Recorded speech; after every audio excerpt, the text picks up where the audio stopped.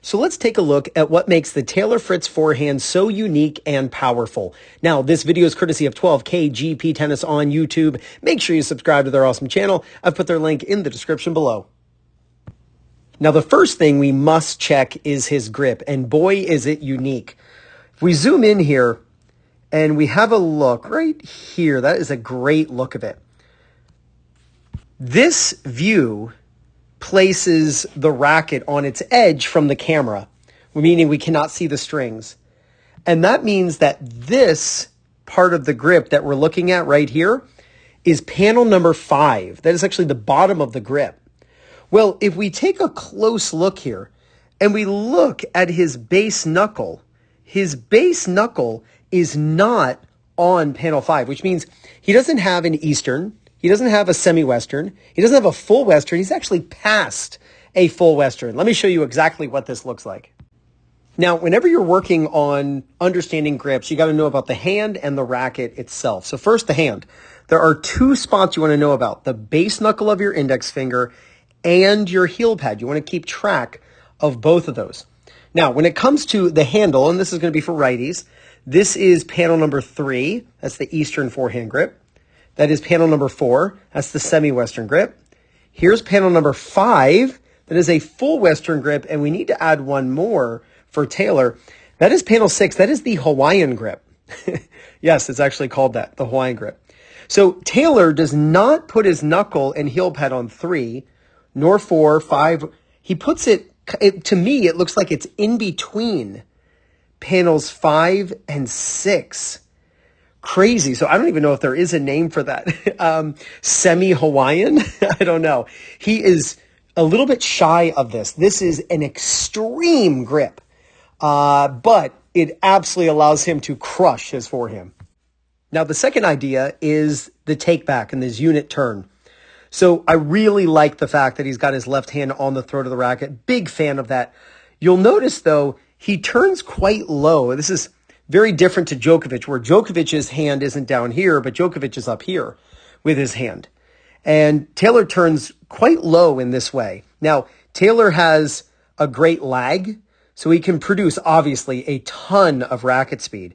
But he does turn with the racket pretty low. So I would recommend, if I were you watching this video, to have your elbow higher, have your hand higher. I'm a fan of having the shoulder, elbow, and hand all the same height, similar to like a Shapovalov or a Nick Kyrgios, the way they turn, rather than this turn. Not that he's wrong by using this type of turn where the elbow's kind of tucked into the body and the hand is low, but I just think for recreational players, it can be pretty tough to actually hit their best forehands copying this technique. Now, when he begins the swing, you can see his body unwinding. We'll talk about this left hand. This racket move, where his hand goes forward and the racket goes back, this lag is only produced by having a loose forearm and grip. Now, one of the best ways to loosen up your entire body in a tennis, on a tennis forehand, is to breathe as you hit. Really, don't force the breath, but allow the breath to really happen at that time. Breathing helps loosen the body. So players who hold their breath, they get tight as they're hitting, and it really affects the shot. So make sure that you're breathing and exhaling as you're hitting the ball. Now, how is he making this move? How is he having the racket snap back like this? It is because he has tremendous body rotation. And what is this really coming from? I want you to watch his left arm. People sleep, I'm telling you, they sleep on this left arm or this non-hitting arm move. You must make sure that this non-hitting arm is moving. And really, you'll notice he takes the racket back with his left hand on. By taking the racket back, now that left arm kind of has a wind up in order to go across. So his left hand is going forward. Watch how his left hand's going forward really without the body. Right here, you can see the body. There's very little rotation in the body, if any. But notice his left arm is moving. So his left arm has some kind of miles per hour here to go across, and that really helps facilitate body rotation. You see so many players, and I do all the time, doing Zoom lessons and teaching people on my website, 2minutetennis.net, and they keep this arm here. And then what happens? They can't rotate the body. So if you're struggling rotating the body and you're just not turning the way you should, then really focus on this non-hitting hand moving across and really up at the same time. You can see his non-hitting hand is up. So move it across and up, and you'll see that turning the body becomes so much easier. Now, when he makes this move, you'll notice this position right here. Look, you got the butt cap pointing at the ball, or what it's called. I don't have a frame actually where the butt cap points at the ball. You could say that one is, but it's a little bit in front now. But look at where his strings are pointing. His strings are pointing down at about a 45-degree angle, probably actually a little bit more just because of the grip and the severity of the grip. When your strings face down prior to hitting the ball, man, does that make it easy to then have your strings facing towards your target as you're hitting. Now, he is definitely a player who has his strings ever so slightly closed as he is hitting the ball. You can get away with that if you swing really fast and from below to above. You can see the racket go from below his hand to above his hand, right? That's a really important thing. Racket below your hand to above your hand. You can see the move that his racket is making. I'm not a huge fan of teaching people like the windshield wiper from right to left. So the red is like right to left. The yellow is from down to up. I'm a fan of teaching down to up because it's really getting the racket and the thinking to go this way rather than going left. Because when you tell people to go left, they just literally swing left and they don't have this low to high part first. So don't swing through the ball. Let the racket go from below your hand to above the hand. Incredible amount of topspin. Now, here's the last thing, and this is one of the missing links for a lot of players. Pun intended, by the way, once you realize what I just said there. But what he is doing as he is hitting is, we talked about this left arm moving, the body moves, that pulls the hand, that lags the racket because the hand is so loose and relaxed.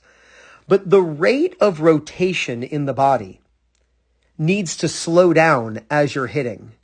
So Taylor from here to here has a tremendous amount of body rotation, but it's not as much rotation after that point. So let me show you. So if we go, let's take it from here. All right. So we're going to take this angle. And so that's where his shoulders are. So this is his left shoulder. This is his right shoulder. Okay. That's the angle of his shoulders. So then let's count, let's see how many frames it is. 1, 2, 3, 4, 5, 6, 7, 8, 9. All right. So that was 9 frames. So in 9 frames, he's now like this. So it's a 90-degree change. So his body was facing this way. Now his body is facing that way. That is a 90-degree change about. So then we have to look at it from 9 frames from here and watch. 1, 2, 3, 4, 5, 6, 7, 8, 9. It's not as much. So now his body is like this and his chest is facing that way, right? That's not a 90-degree change. What does this mean? His body rotation has slowed down as he hits. So he violently rotates his body to contact. And right here, Roger Federer, I was going to say Sampras. I don't know why I was going to say that. Roger Federer does the exact same thing.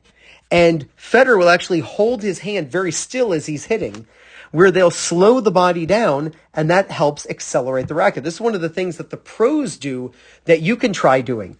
Try working on unwinding the body, but then right as you're about to hit, trying to stop the body's rotation. And like a slingshot, like a catapult, I should say, really, that arm just gets whipped through contact, and it is a great accelerant. It is very similar to how you can accelerate on your serve with the Power X. So it's just a really unique forehand, really cool to do this analysis. I loved looking at that grip. Absolutely amazing. The low turn, very interesting, but that really looseness, I'm willing to bet he has a lot of breath exercises or training that he has done to really make sure he is breathing as he's hitting, because he is so relaxed and loose. Closed racket face, racket from below the hand to above the hand, and the body just does not rotate at the same rate as he's hitting as it was leading up to the hit. Really, really cool to see.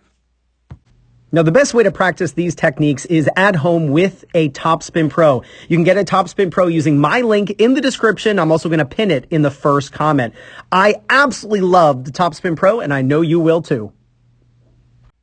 And if you're looking for people in your local area to play matches against or practice with, or if you want to find a coach who's close to you who can help you with your game, then use my link for PlayYourCourt. And it's playyourcourt.com/2minute tennis.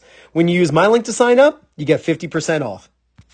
So go out and film yourself hitting forehands and check out the footage and analyze it. Or if you'd like, you can have me analyze your forehand. Just go to 2minutetennis.net to take a lesson with me. But work on your forehand mechanics, understand what you're doing and how you can improve. And if you do, there's no doubt you're going to gain confidence, win more matches, and play much better tennis. This is Ryan Reedy from 2minutetennis.net. You got this.